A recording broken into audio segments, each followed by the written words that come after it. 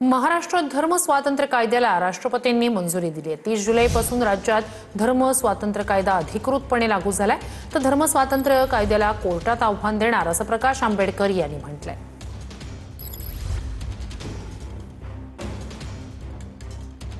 तर महाराष्ट्र धर्म स्वातंत्र्य कायद्याला राष्ट्रपतींनी मंजुरी दिली आहे। आमिष, जबरदस्ती, लबाडी, बळजबरी किंवा अल्पवयीन व्यक्तीचं धर्मांतर बेकायदेशीर ठरणार आहे।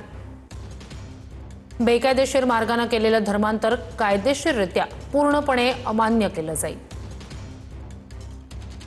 बेकायदेशीर धर्मांतराद्वारे झालेला विवाह थेट रद्द घोषित केला जाणार आहे। अशा विवाहातून जन्माला आलेल्या मुलाचा धर्म आईचा मूळ धर्म मानला जाईल। लग्न मोडल्यास बाळाचा कायदेशीर ताबा फक्त आईकडे असेल।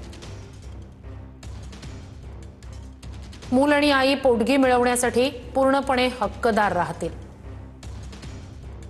मुलाचा वडिलांच्या संपत्तीतील उत्तराधिकाराचा हक्क कायम राहील। नियमांचं उल्लंघन करणाऱ्या व्यक्ती आणि संस्थांवर कठोर कायदेशीर कारवाई आणि शिक्षा होणार आहे। लग्नाच्या बहाण्याने बेकायदेशीर धर्मांतरासाठीही 7 वर्षापर्यंत कारावास आणि 1 लाख दंडाची तरतूद आहे। कुणी कुठल्या देवाला मानायचं, त्यांनी कुठल्या संताला मानायचं, हा सरकारच्या परमिशनचा इश्यू नाही आहे। धर्म हा काही सरकारच्या नियंत्रणाखाली नाही।